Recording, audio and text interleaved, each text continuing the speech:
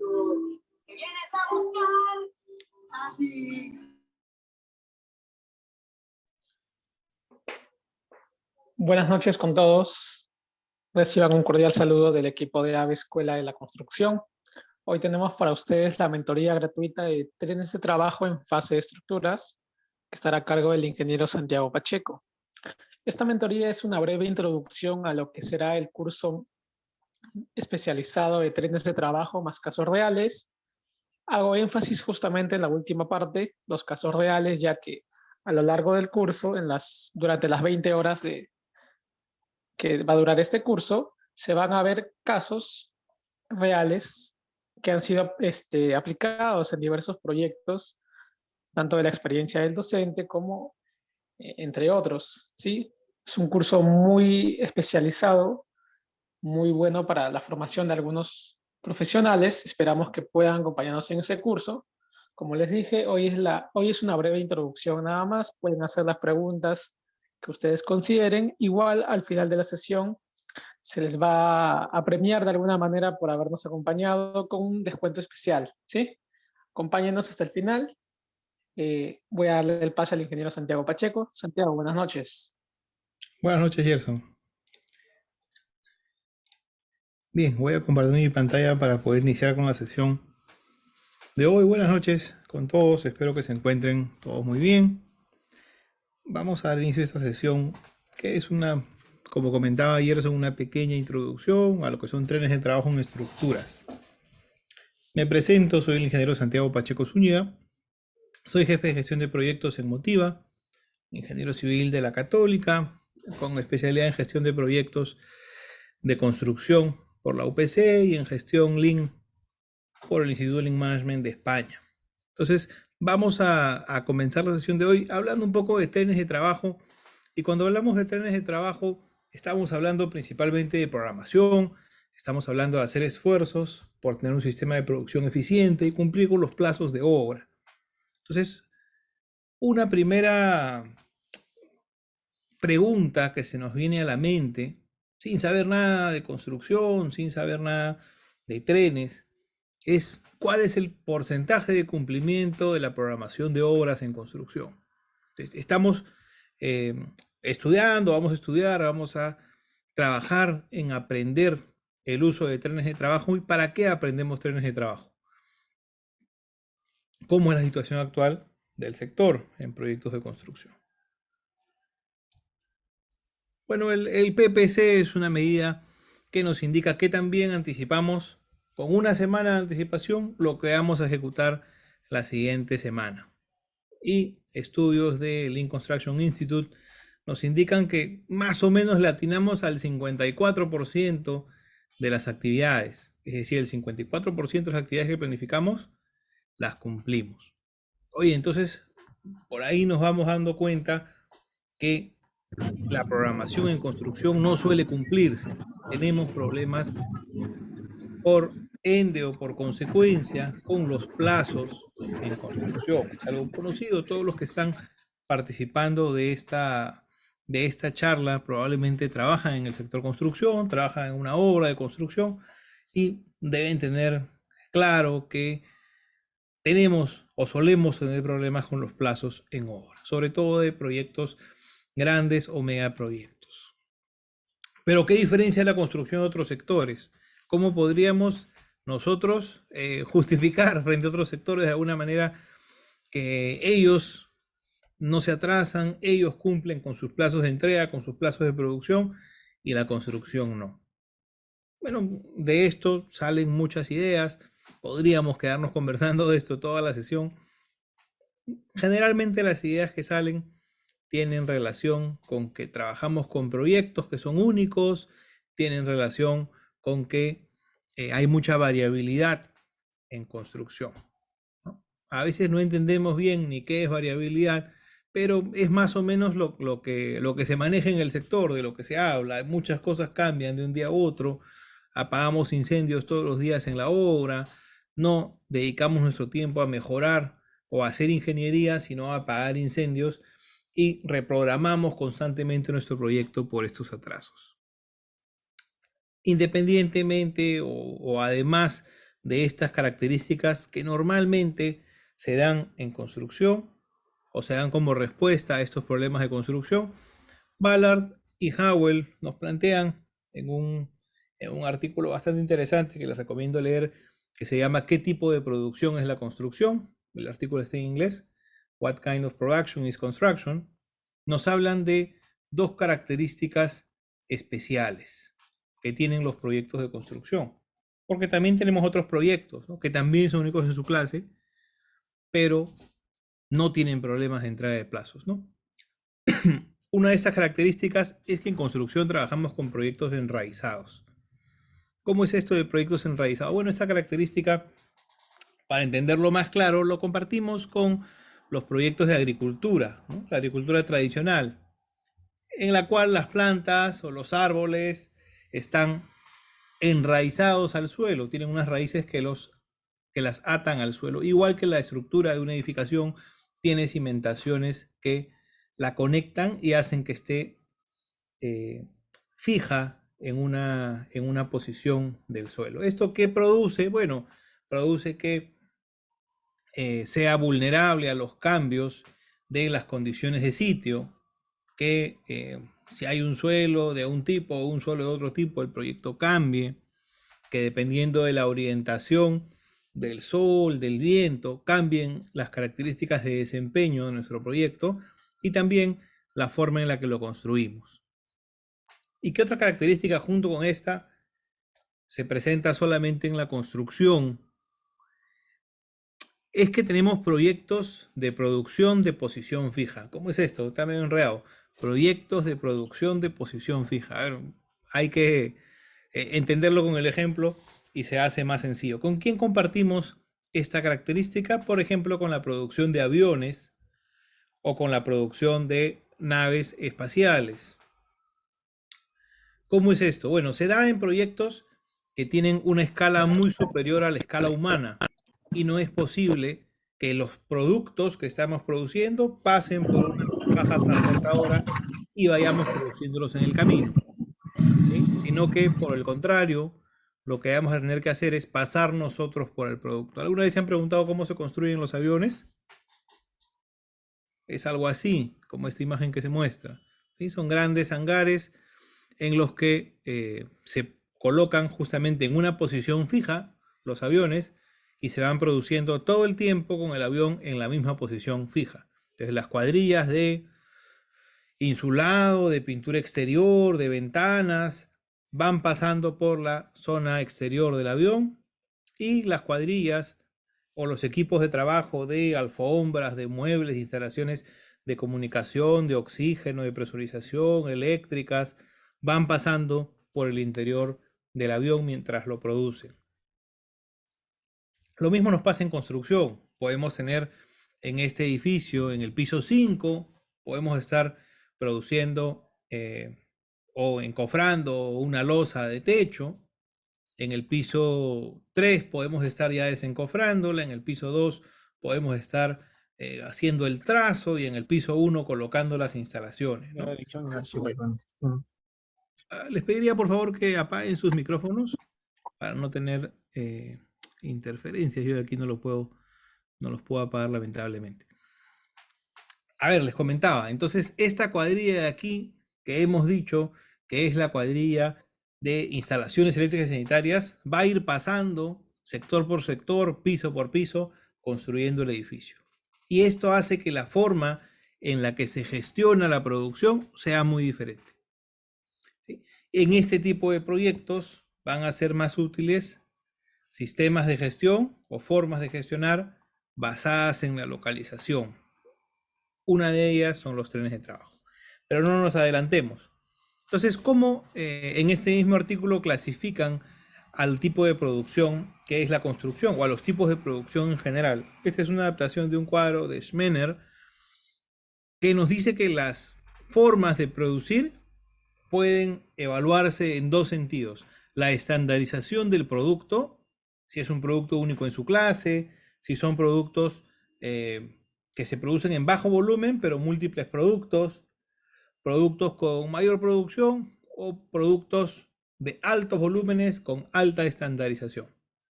Además, podemos hablar de la estandarización de los flujos. Flujos muy desordenados, flujos desordenados, hasta llegar a flujos continuos, ¿no? Producción que no para, 24 horas. Ligado también a la automatización. Entonces, estas dos estandarizaciones, estas dos características están interrelacionadas y vamos a ver que los flujos continuos, flujos en línea, conectados en masa, producción por lotes, se encuentran en este camino. Y por aquí, en productos únicos en su clase y flujos muy desordenados, vamos a encontrar la producción de tipo proyecto. Y como ya debíamos estimar, la construcción son producciones de tipo proyecto. Hemos identificado que tenemos un inconveniente en estimar los plazos y en ceñirnos a estos plazos en construcción.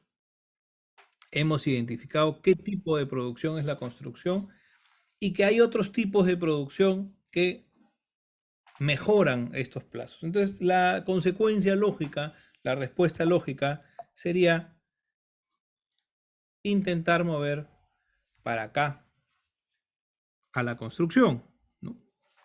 Estandarizar nuestros productos, estandarizar nuestros flujos para trabajar mejor. ¿Cómo podemos reducir entonces esta variabilidad? Esta variabilidad de flujos, esta variabilidad de productos. Hay diferentes maneras, algunas más radicales que otras, y una de ellas es la estandarización, modularización y la prefabricación. Aquí en construcción tenemos diversos ejemplos, ¿no? Podemos hablar de tener en Europa ya baños que llegan con acabados a los hospitales listos para instalarse. Tenemos bastantes prefabricados también en España, hablando de tabiques prefabricados, tabiques con instalaciones ya puestas prefabricados. Podemos ir también a Asia, ¿no? A los videos chinos, a todos les llega al WhatsApp o les ha llegado o han visto por TikTok estas construcciones que son cada vez más rápidas, ¿no? Edificio chino de oficinas de 20 pisos se construye en 2 días. Hospital chino construido en 1 semana. Edificio de vivienda chino construido, creo que el más rápido hasta ahora, o el récord son 24 horas, ¿no? Claro que son 24, para 20 pisos, claro que son 24 horas de trabajo continuo y que estamos hablando de un trabajo de prefabricación bastante arduo, ¿no? Que lo que realmente se está haciendo es un ensamblaje de las piezas ya prefabricadas. Pero no tenemos que irnos tan lejos. Si queremos ver un caso de prefabricación total, tenemos ejemplos cercanos como el de Jaxta en Ica. Jaxta es una empresa de origen alemán que ha instalado una fábrica de casas a las afueras de Ica. ¿Cómo es esta fábrica de casas? Bueno, es una fábrica en la que producen la estructura, que es estructura de muros de concreto delgados, y que dan acabado en fábrica a esta casa. Como se puede ver en esta imagen, sí, como comenta César, es industrialización en la construcción, ¿no? Y parte de industrialización o un paso previo a la industrialización es la estandarización, la modularización y después podemos pasar a la industrialización, ¿verdad? Como ven, estas casas llegan pintadas, con acabados, con puertas, para colocarse sobre una cimentación muy, muy ligera, ¿no? Que se hace en campo. Tienen distintas disposiciones, con un patio central, en L, pueden ser hasta de 2 pisos, hay módulos de escaleras, ¿no? Pero si vemos esto es una forma de atacar la variabilidad que va muy al inicio de la concepción de los proyectos de construcción. Es más, esto ni siquiera pueden hacerlo empresas constructoras inmobiliarias tradicionales, sino que va desde la idea de negocio. Podemos optar por opciones de estandarización en el diseño también, pero la realidad de la mayoría de personas que trabajamos en construcción es que nuestra participación como constructores inicia cuando inicia la obra. Y nosotros recibimos un expediente técnico ya diseñado, ya aprobado por la municipalidad, ya pactado un precio, incluso ya pactado un plazo, y nos llega el proyecto, nos contratan para comenzar a construir. ¿Qué podemos hacer para atacar la variabilidad una vez que ya está hecho el diseño y que podamos comenzar a construir? Una alternativa posible son los trenes de trabajo. Para tener un sistema de producción eficiente en obra, necesitamos tres cosas. Necesitamos que nuestros flujos de producción no paren, es decir, que mi producción no se tranque continuamente, que no, uy, me faltó pedir el cemento, falta cemento, ya para el tarrajeo. Uy, me faltó responder este RFI, hay que consultar porque si no, no podemos seguir. Para la producción. Entonces, lo primero es que los flujos de producción no paren, ¿sí? Porque es lo que más daño le hace a nuestro sistema de producción. Para eso, podemos trabajar con el Ask Planner System. No es parte del alcance de esta charla, pero el Ask Planner System nos ayuda a atacar las restricciones para que los flujos no paren. Si queremos lograr flujos eficientes, podemos hacerlo con trenes de actividades. Para esto hay que sectorizar y programar rítmicamente para que los flujos de producción sean uniformes. Finalmente, para lograr procesos eficientes, que sería el siguiente paso, hay que usar herramientas como cartas de balance, nivel de actividad, diagrama de espagueti, que me permitan mejorar la productividad, pero de los procesos estratégicos, los procesos que sean cuello de botella, que sean claves para mejorar la productividad del sistema. Estos dos de aquí se concentran en la mejora del sistema de producción y este de aquí se concentra en la mejora específica de procesos. La idea es mejorar procesos que sirvan para mejorar el sistema y no procesos aislados. ¿Cómo hacemos flujos eficientes? Bueno, vamos a ver un ejemplo, una abstracción de una línea de producción de billeteras. Es algo común, entendible y nos va a ayudar a entender el concepto. Imaginemos que entre que tenemos los recursos y llegamos a entregar el producto al cliente, tenemos estos 5 procesos de producción. Tenemos una máquina que tiñe el cuero, que nos permite teñir material suficiente para hacer 1000 billeteras al día. Una máquina que corta las piezas, que nos permite cortar material para 800 billeteras al día. Y ya la máquina de costura que confecciona las piezas, cuyo ritmo de producción máximo son 700 billeteras por día. El grabado de la marca, la colocación de etiquetas, es un proceso más rápido, quizás en este caso, nos permite hacer 900 billeteras por día. Y finalmente, el proceso de empaquetado antes de entregar, que podría hacer 1000 billeteras al día, un proceso mucho más sencillo. ¿Cómo hacemos que los flujos sean eficientes? El primer paso será identificar el cuello de botella. En este caso, el cuello de botella corresponde a 700 billeteras por día que puede producir la costura. ¿Por qué queremos centrarnos en el cuello de botella? Hay que identificar que finalmente el ritmo de producción de todo el sistema va a ser igual al ritmo de producción del cuello de botella.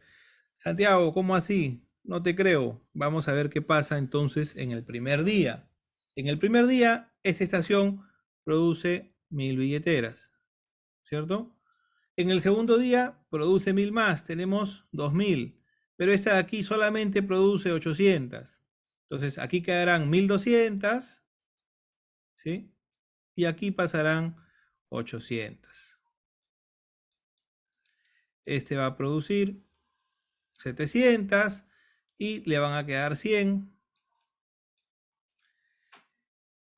Este de aquí podría producir 900, pero ¿cuántas producirá?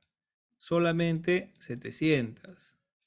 Y este podría producir 1000, pero como solo le llegan 700 cada vez, va a producir 700. Si todas las máquinas trabajan al mayor ritmo posible, lo que va a pasar es que se van a producir trabajos en proceso, trabajos intermedios o trabajos no terminados. Cada día se van a acumular aquí 200 billeteras. Cada día se van a acumular aquí material para 100 billeteras.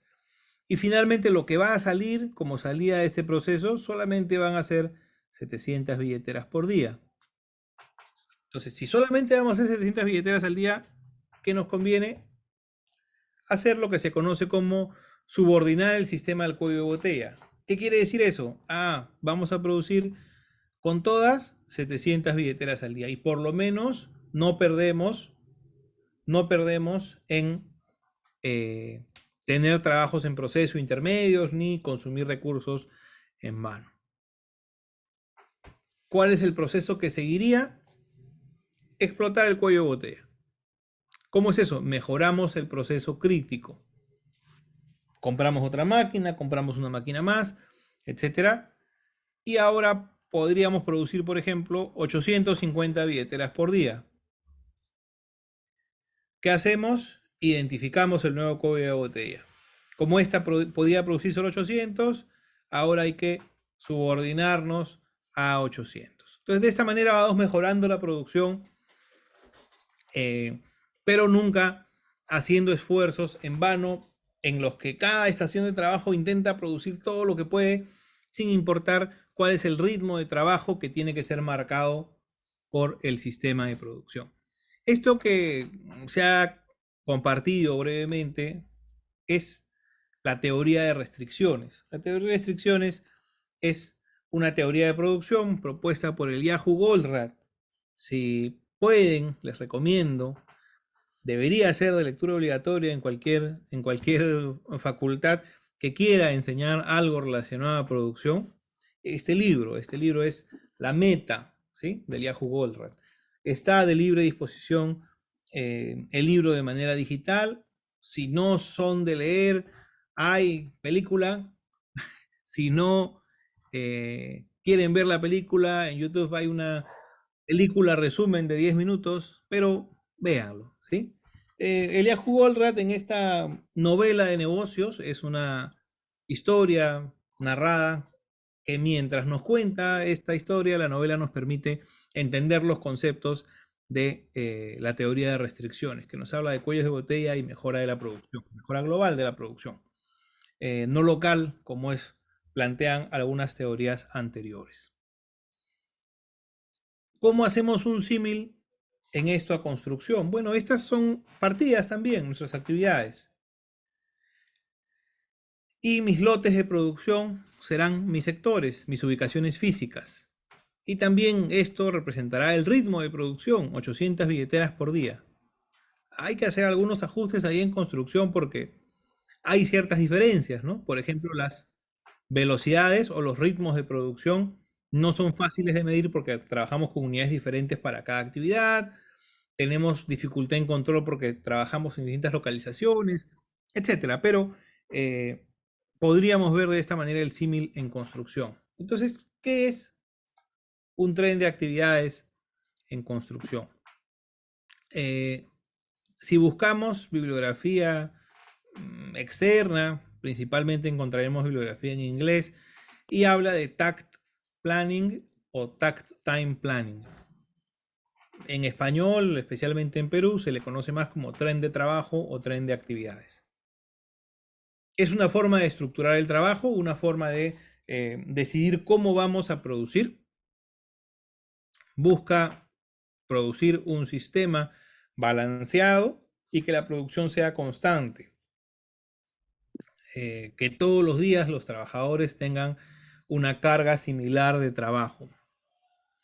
Cuando se aplica la eficiencia del sistema, la eficiencia de los flujos es la óptima y ayuda a optimizar actividades repetitivas y secuenciales. Puede ser estructuras de edificaciones, montajes de línea de transmisión, tendido de tuberías, redes de alcantarillado, carreteras, entre otros. También es conocida como programación rítmica o programación lineal.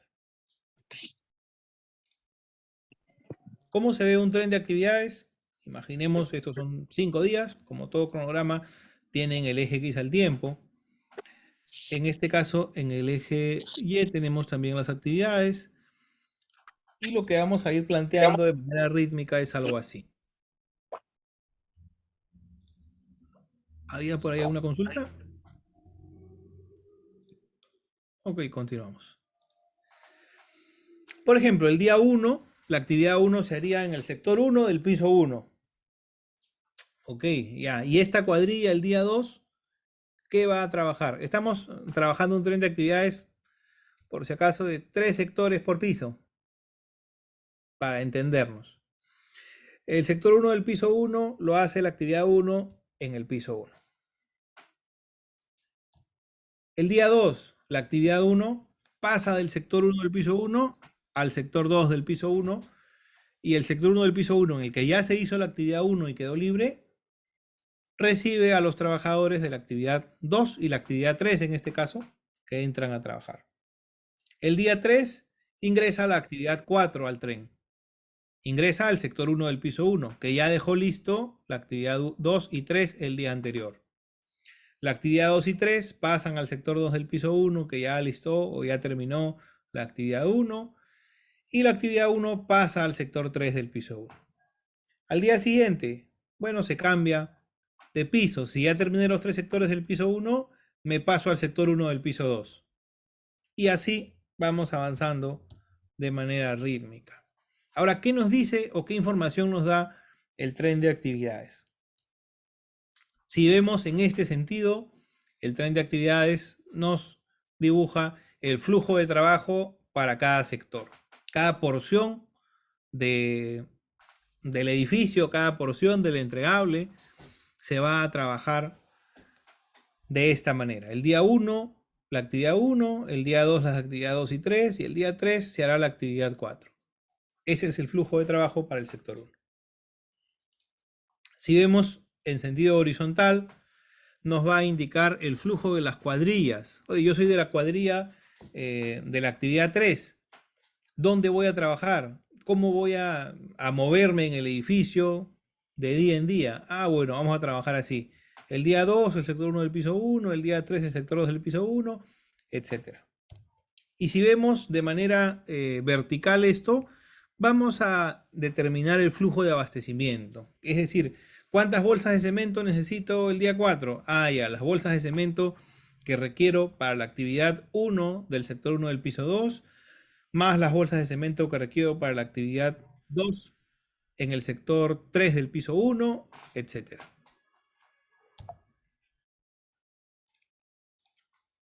¿Cómo hacemos un tren de actividades entonces? Hay que sectorizar el área de trabajo en áreas pequeñas de manera recomendable. La idea es generar una curva de aprendizaje, ¿no? Tiene más utilidad un tren de trabajo en una edificación que es altamente repetitiva. Por ejemplo, si tenemos un edificio multifamiliar que tiene pisos típicos que se repiten 10 o 15 veces, vamos a tener ganancia porque los problemas que pudieran surgir para los encofradores en encofrar el sector 1, bueno, los resuelven en el primer piso. Algunos problemas les quedan en el piso 2, adquieren un poco más de experiencia, la curva de aprendizaje hace que mejoren su productividad, y ya en el piso 3, 4, 5, hasta el 15, hasta el 20, producen de manera más eficiente, ¿sí? Porque hay un día específico en el que van a producir la misma actividad de manera repetitiva. Ese es el sentido de la sectorización. Y además, como vamos a trabajar, imaginémonos con 4 sectores, la idea es que los sectores tengan aproximadamente la misma carga de trabajo para que estos trabajadores el día lunes, el día martes y el día miércoles puedan trabajar con la misma cuadrilla, que no nos falte ni nos sobre gente en cada uno de los días y que estas personas se especialicen en hacer esa actividad. ¿Qué más? Bueno, tendremos que listar las actividades necesarias y secuenciarlas para armar el tren con el que vamos a trabajar. Y habrá que dimensionar recursos, mano de obra, equipos, materiales, subcontratos necesarios para ejecutar este tren. Veamos entonces la programación con trenes en estructuras. ¿Por qué programación con trenes en estructuras? Esto a veces causa un poco de dudas. Oye, ¿no es igual trabajar con trenes en estructuras que trabajar con trenes en en acabados gruesos que trabajar con trenes en acabados finos. Es otra la teoría, es otra los conceptos que se usan. Los conceptos son similares, pero cada fase tiene su particularidad. Vemos aquí, esta es una idealización, digamos, de líneas de balance. No sé si alguna vez han trabajado o han visto líneas de balance. En este eje se muestran los pisos, en este caso se ha reemplazado por un edificio de forma más gráfica. En este eje se muestra el tiempo y aquí se van mostrando las actividades que se van realizando. En este caso están diferenciadas las actividades principales o las partidas maestras de arquitectura, de acabados gruesos y de acabados finos. ¿Qué cambia de una fase a otra? ¿Por qué tenemos que hacer una sectorización diferente? ¿Por qué tenemos que cambiar? Bueno, lo primero es lo más conocido, cambian las especialidades, cambian los tipos de trabajo, ¿no? Eso es claro. ¿Qué otra cosa cambia? Cambian los involucrados. Y la sectorización idealmente debiera realizarse de manera colaborativa, porque todos tienen que estar de acuerdo con el trabajo que van a hacer y con el ritmo de trabajo que estamos imponiendo al edificio. Entonces, depende también de qué involucrados participan. Aquí participarán principalmente concreto, acero, encofrado, instalaciones sanitarias, instalaciones eléctricas. Trabajará también quizás trazo, definitivamente. Seguridad es parte del equipo. Estas son las actividades que van a componer el pórtico. En los acabados gruesos, esto cambia bastante y ingresan gran cantidad de subcontratos. Hay muchos más involucrados con los cuales coordinar, con los cuales trabajar. Cuando hablamos de acabados finos, el cambio es mucho mayor. No solamente cambian los involucrados, no solamente hay más subcontratistas, sino también cambia la forma de ubicarnos en el proyecto. ¿Cómo así? ¿Cómo la forma de ubicarnos en el proyecto? Cuando estamos trabajando en el pórtico, ¿cómo nos ubicamos en una parte del proyecto? Ah, estoy en el piso 5, entre los ejes A, B, C, A, B, 3 y 4. Ok, así nos ubicamos. ¿Cómo nos ubicamos cuando estamos hablando de acabados finos? Oye, anda, pinta, termina de pintar el piso 5. Ok, si queremos ser más precisos, el departamento 503. Y dentro del departamento 503, el baño tiene un problema de calidad y hay que pintarlo. ¿Qué cambió? Una parte clave, un proceso clave en el proceso de construcción es la tabiquería. Una vez que se ejecuta la tabiquería, la localización en el proyecto cambia totalmente. Y la forma de componer sectores también cambia. En estructuras hay restricciones propias de las estructuras, pero yo puedo hacer la estructura que pertenece al departamento 501 y la que pertenece al departamento 502 en un solo sector y no hay problema. No puedo hacer esto cuando hablamos de acabados finos.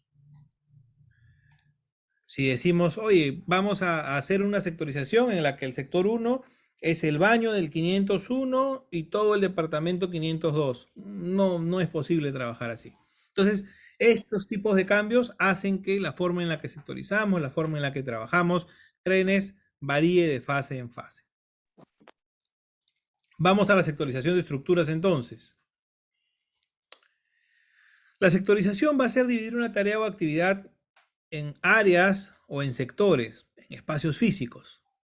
Cada uno de estos sectores tiene una parte de la actividad pequeña y que debería ser de volumen de trabajo aproximadamente igual entre un sector y otro.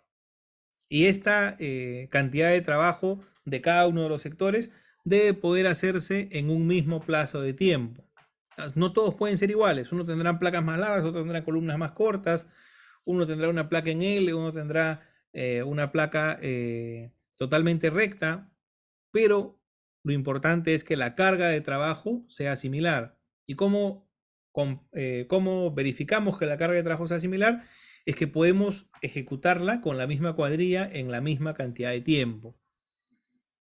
Puede ser un día, si es que estamos trabajando con un ritmo de trabajo de un día, o podrá ser de 2 días también.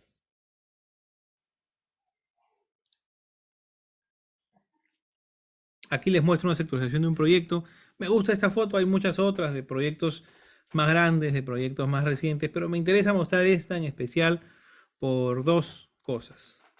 Este es un proyecto del año 2004. ¿Sí? La foto es de autoría de la empresa en la que trabajo, Emotiva. Es una foto del año 2004. Estamos hablando ya de hace casi 20 años. Y se trabajaba con trenes de trabajo y sectorización. Primer mito, ¿no? La sectorización es una forma de trabajar nueva, muy reciente, que no solamente algunas empresas la hacen, ¿no? Segundo mito es que la sectorización se hace solamente en proyectos grandes, ¿no? Veamos, este proyecto es un proyecto de 4 pórticos o 3 pórticos y no es más ancho, ¿no? Es un proyecto pequeño.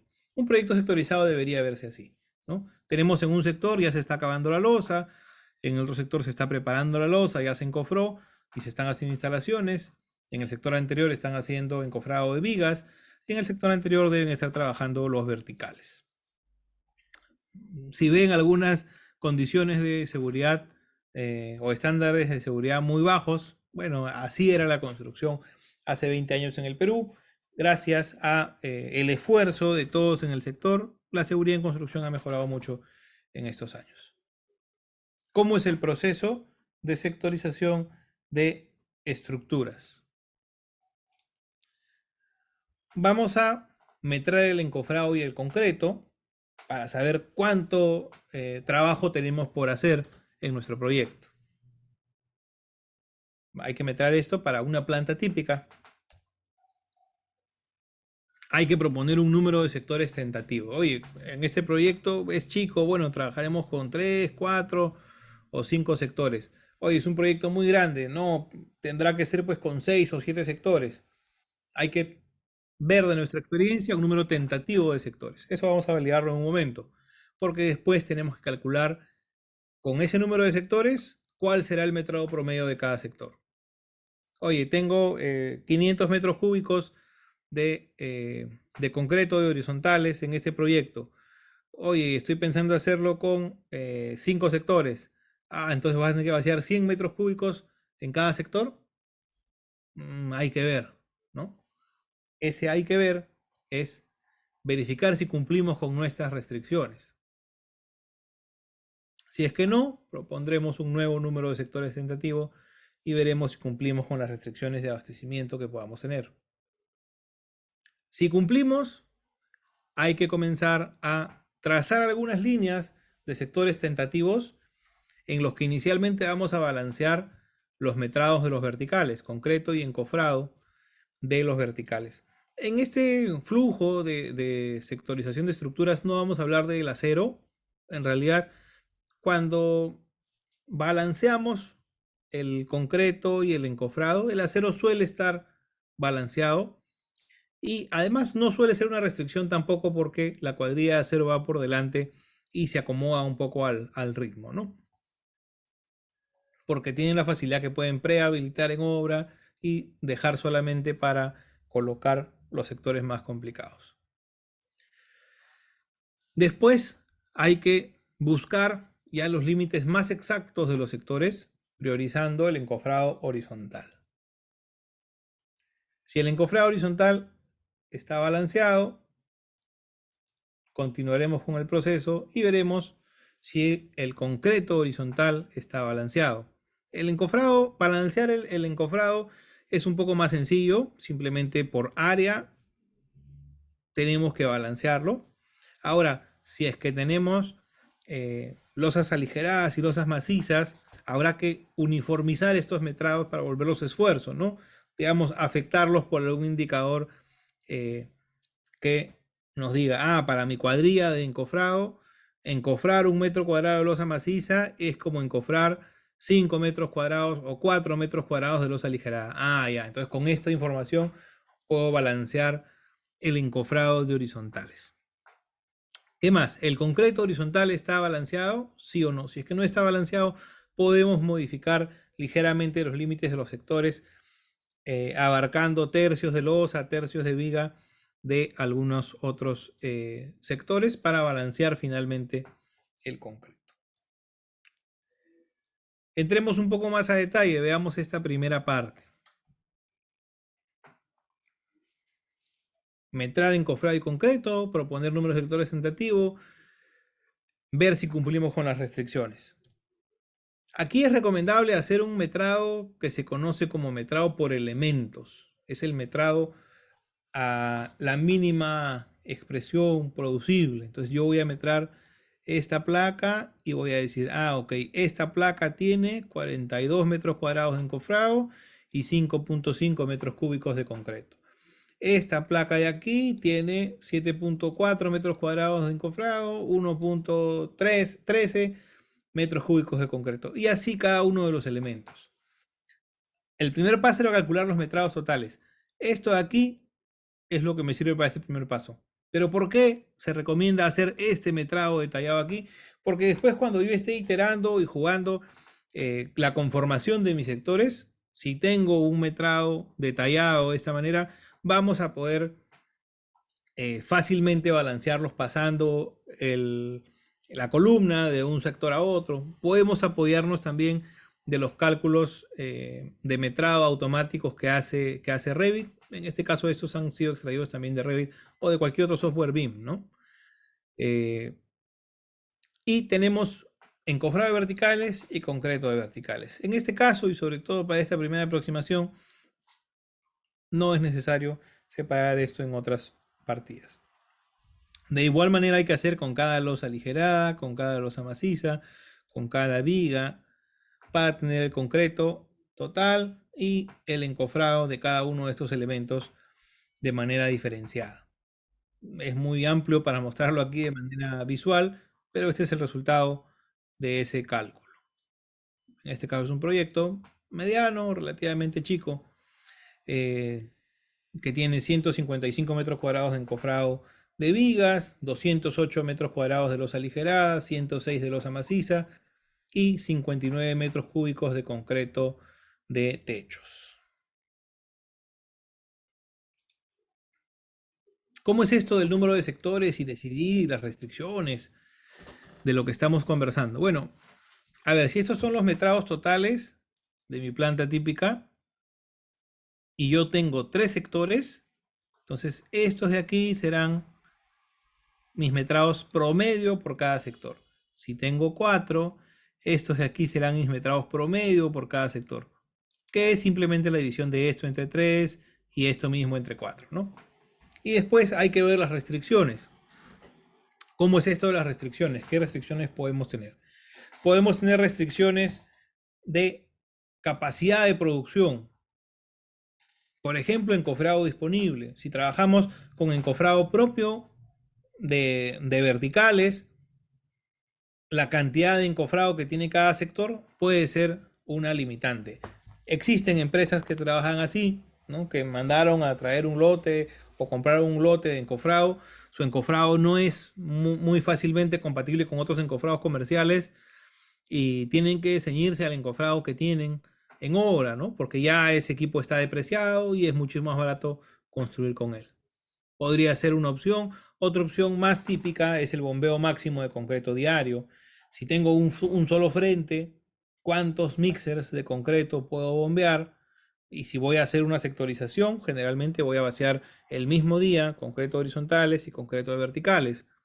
Sabemos que las empresas de bombeo nos dan bombeo por turnos, sobre todo las empresas de concreto que nos dan servicio de bombeo. Entonces, si yo puedo bombear, y tenemos restricciones horarias, si yo puedo bombear de 2 de la tarde a 5 de la tarde y tengo 3 horas para bombear, entonces tengo que calcular cuánto tiempo me toma bombear concreto. Dependerá del proyecto, dependerá si voy a estar vaciando con el capacho de la torre grúa, o si voy a estar vaciando con un brazo hormigonador, si voy a estar vaciando con una torre pluma, con una grúa pluma, con una bomba pluma, perdón, o con una bomba estacionaria tipo TK.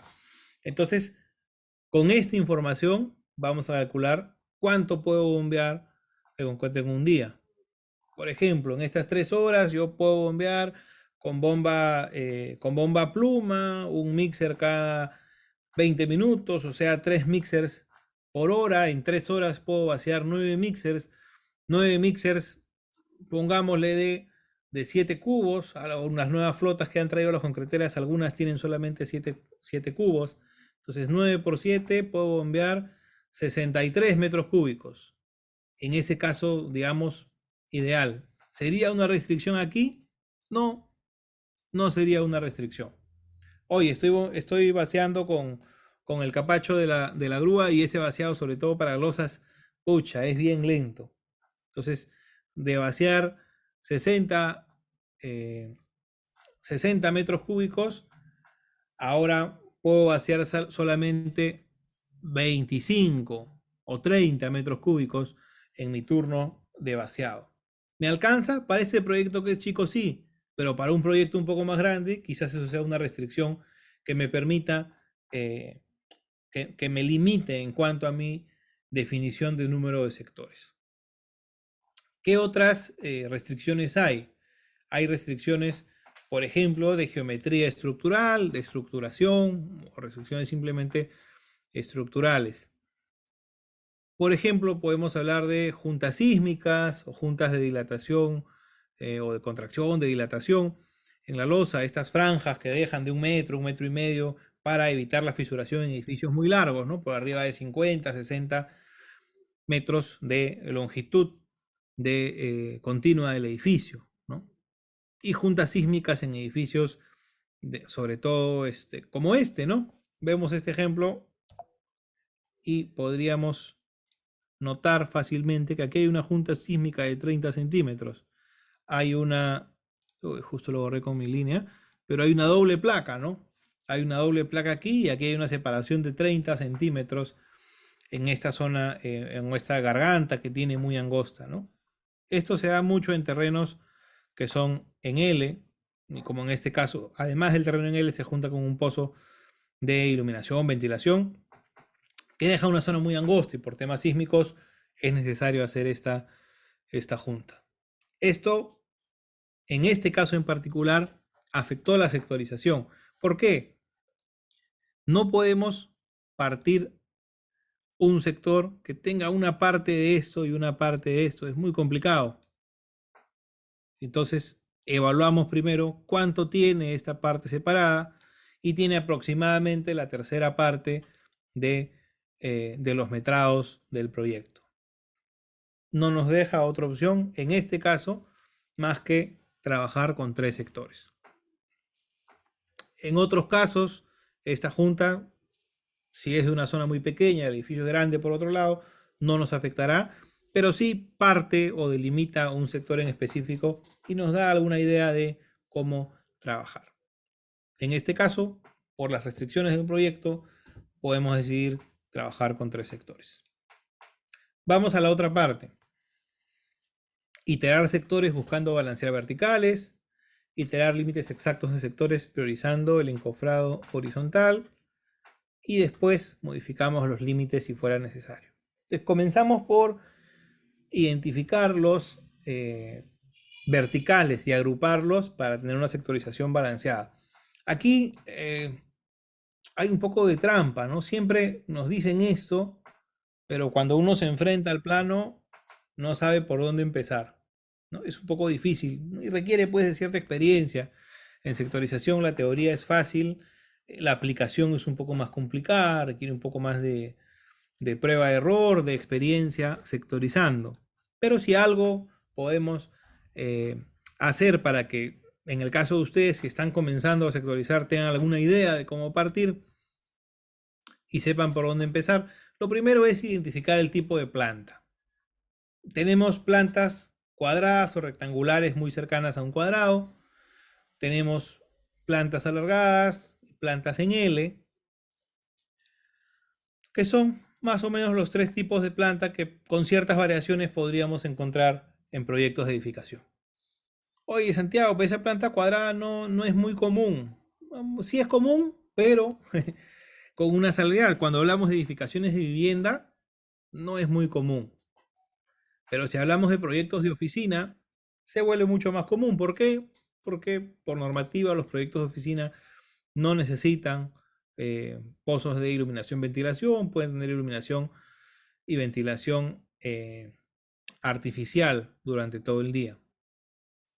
Entonces, en esos casos tendremos plantas cuadradas rectangulares que pueden ser sectorizadas de alguna manera así. Se recomienda de esta forma, en 4 o 5 sectores, pero en esta división, que nos ayuda porque va girando la sectorización mientras se produce. Entonces, si este es el sector 1, imaginemos, pasamos al sector 2 por acá, pasamos al sector 3, pasamos al sector 4, y cuando haya que pasar al sector 1 del siguiente piso, este traslado de equipos, traslado de encofrados, se va a hacer solamente así, ¿verdad? Subiendo un piso casi directamente. No es así en el otro tipo de plantas. Por ejemplo, en la planta alargada, si hablamos de 4 sectores, se puede hacer una división de este tipo, ¿no? Con un sector 1, sector 2, sector 3 y sector 4, con un sentido de la sectorización, pero al culminar el sector 4 hay que trasladar los equipos así. Entonces, es un poco menos conveniente, pero es una primera forma de atacar la sectorización. Estos son cortes burdos, ¿no? Son cortes simplemente para darnos una idea de por dónde podría ir nuestra sectorización. Y las plantas en L pues serán de alguna forma una mezcla de estas. En plantas en L hay que tener cuidado con juntas sísmicas, como hemos visto hace un momento, que nos determinan esos sectores forzosos. Y en plantas alargadas, cuando esto aquí es más de 50 o 60 metros, hay que tener cuidado con estas bandas libres que hay que dejar sin vaciar por temas de dilatación-contracción. ¿Qué otras características o condiciones tenemos que considerar hablando de la estructura? Uy, me parece que el color no ayuda mucho, es un color amarillo. Espero que se pueda notar, esta es una planta de una oficina, pero si se dan cuenta aquí no hay vertical y no hay vertical. En proyectos, sobre todo en los que se requieren plantas de grandes luces, centros comerciales, oficinas, entre otros, vamos a encontrar situaciones como estas. Muchas vigas apoyadas sobre vigas, sin un vertical aquí. No hay una columna aquí, no hay una columna aquí. Esto de alguna forma lo que hace es amarrar nuestra estructura, ¿no? No puedo vaciar esta, sin vaciar esta, sin vaciar esta, sin vaciar esta, sin vaciar esta.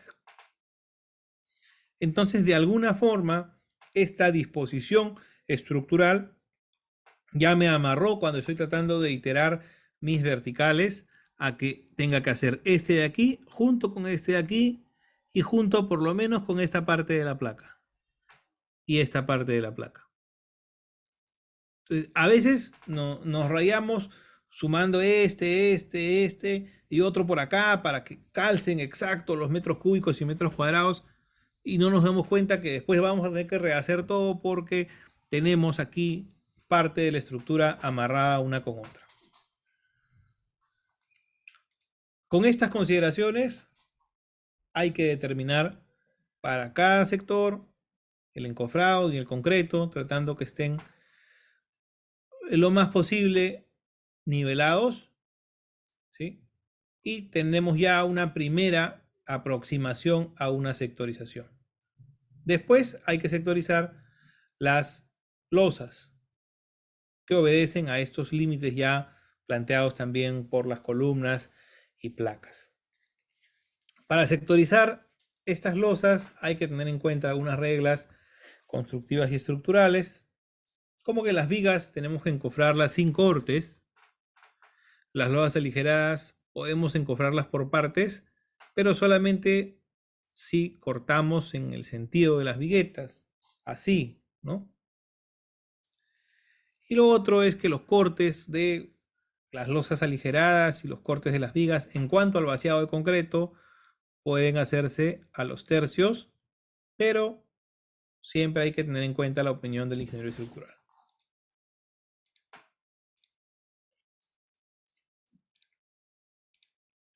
Con estas consideraciones vamos a tener nuestra sectorización de vigas y losas después de las iteraciones que creamos necesarias, y deberían estar medianamente balanceadas como se muestra aquí. La idea después de esto es validar con el ingeniero estructural. ¿Sí? No es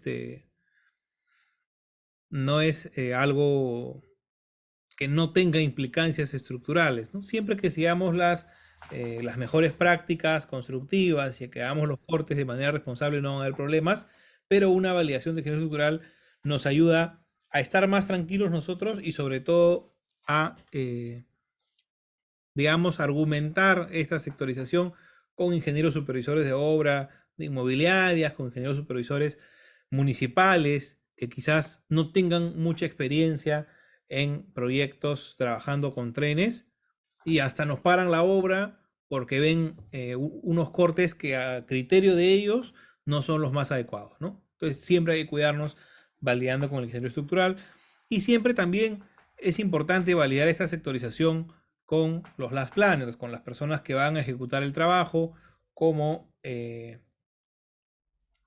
los jefes de cuadrilla, los capataces, ¿no? Una vez que tenemos la sectorización hecha correctamente, hay que definir la normal tecnológica y el ritmo, que es el tren, ¿no? El tren que vamos a plantear. ¿Qué herramientas o qué cosas nos ayudan para definir la normal tecnológica o la secuencia de actividades? Sobre todo si trabajamos proyectos diferentes a los que hemos hecho antes, es importante tener reuniones con todas las especialidades involucradas. Por ejemplo, con una sesión pool, podemos hacer nosotros y validar con ellos un value stream mapping.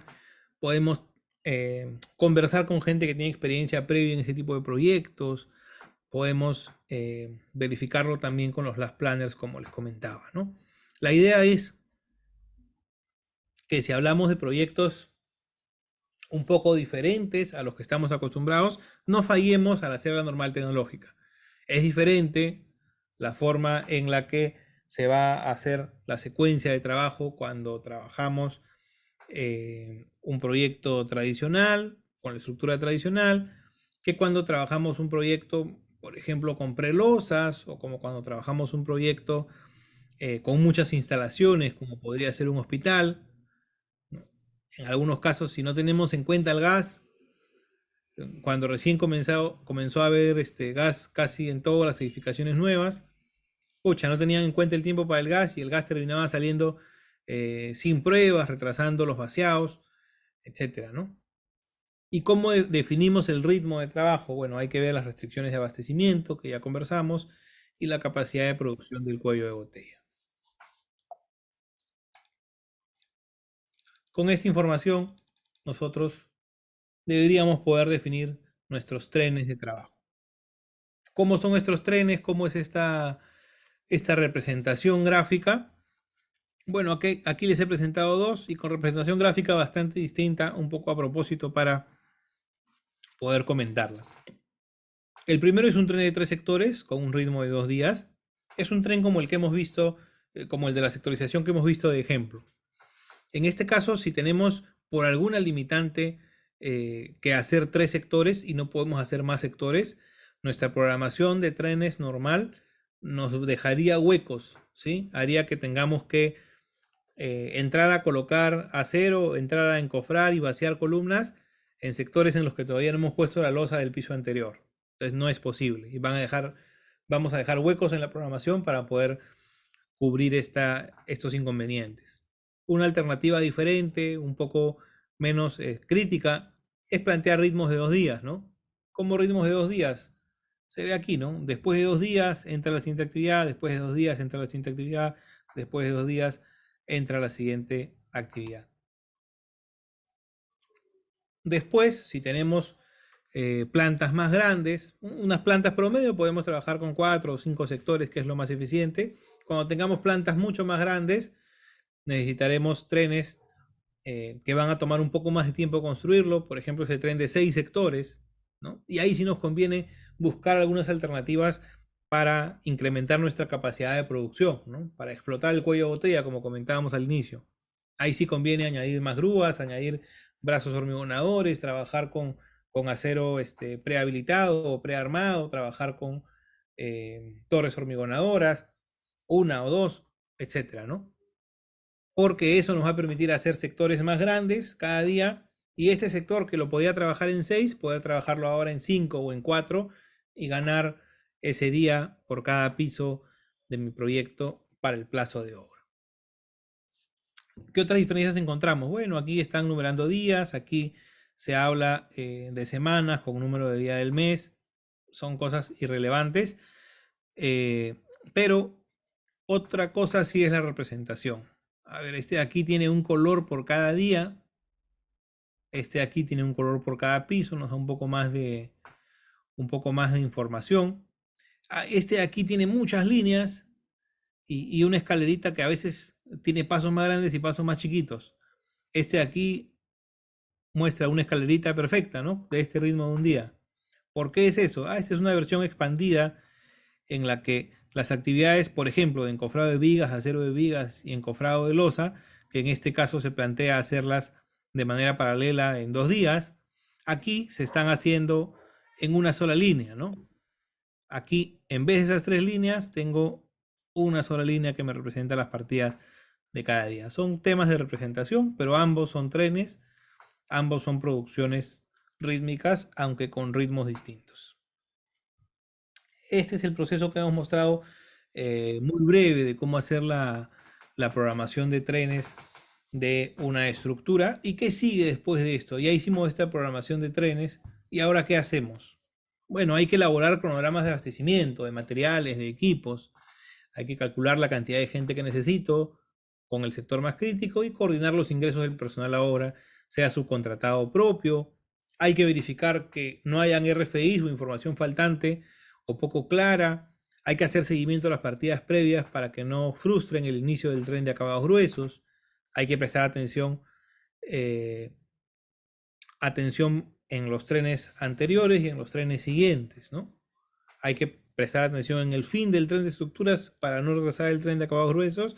Hay que prestar atención en el tren de subestructura, por ejemplo, para ver cómo lo engrampamos con la superestructura para seguir produciendo y no tener este parón que hay a veces entre los sótanos y la superestructura. En resumen, tenemos que apoyarnos del Last Planner System para asegurar el inicio de las actividades y controlar el avance del tren y reajustarlo de ser necesario. Esto es importante porque muchas veces nos quedamos en takt time planning, nos quedamos en programación con trenes de trabajo, pero hay que llevarlo a la ejecución con trenes de trabajo, a la ejecución rítmica, al takt time production, no quedarnos solamente en la planificación. Como conclusión, para terminar la sesión, me gustaría tocar estos 3 puntos en especial. Primero, una buena sectorización disminuye la variabilidad de los proyectos de construcción. ¿Por qué sectorizamos? Para disminuir la variabilidad y mejorar los flujos del proyecto de construcción. ¿Qué más? Los criterios de sectorización dependen del proyecto y dependen de qué etapa vamos a sectorizar. Finalmente, el uso de trenes en la etapa de, en la etapa de estructuras es posible y ayuda a disminuir la variabilidad de esta etapa. También es posible en acabados húmedos, también es posible en acabados secos, también es posible en muros anclados, y es parte de lo que vamos a ver con un poco de más de detalle en este curso que se viene y está próximo a iniciar. Bueno, muchas gracias. Hasta aquí conmigo. Esta es la información de contacto de AVE Escuela y les dejo esta idea de los trenes de trabajo para que ustedes puedan seguir profundizando más en el tema y aplicarlo en sus proyectos para mejorar nuestra industria, que como hemos visto al inicio necesita mucho de la colaboración de todos para salir de esta situación de faltas de programación, de estar fuera de plazo, de tener problemas de calidad en la que estamos como industria. Espero que haya sido de su agrado la presentación. Si hay alguna consulta pueden hacerla en este momento.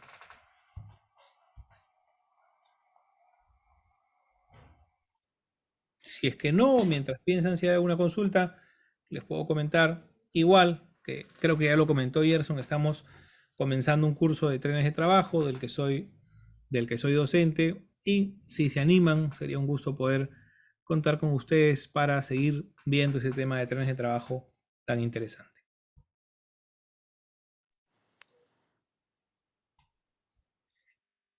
Muchas gracias, Santiago. Muchas gracias por esta mentoría, siempre tan...